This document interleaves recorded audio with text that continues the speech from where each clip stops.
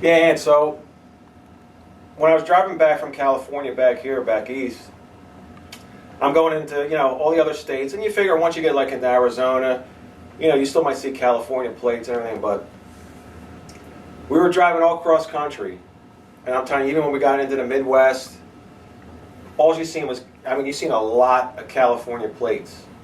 People are moving the fuck out of there, man.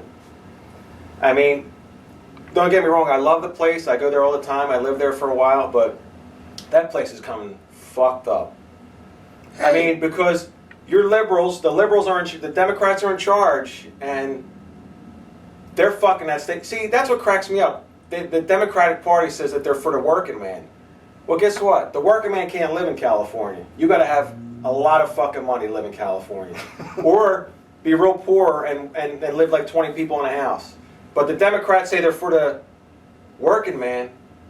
They raise taxes. Everything, it's so expensive to live there that everything's just sky high. You can't live there. And people are leaving. I've seen it firsthand driving across country.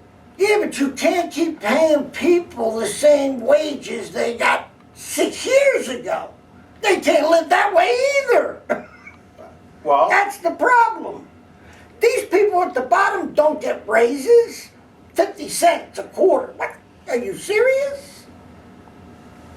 Yeah, but you wouldn't have to worry about that if inflation wasn't as high as it is, And all these Democrats do are raise taxes. If you're given, they fought out in California, the Democrats, to get minimum wage raised, and they got it. I don't know what it went up to, 15 an hour. I'm not sure exact number, but it went up. But then they passed a law to raise the gas tax another 12 cents a gallon.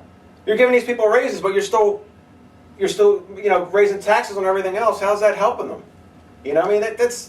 That's shit that the Democratic Party is for the working man it's a bunch of bullshit.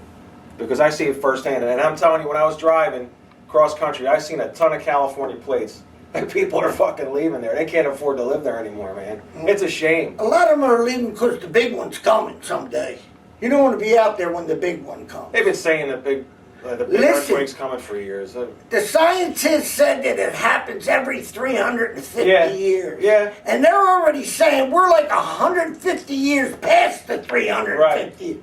Right. That's something's going to happen soon. They say it's never went this long. This is going to be a big one when it goes.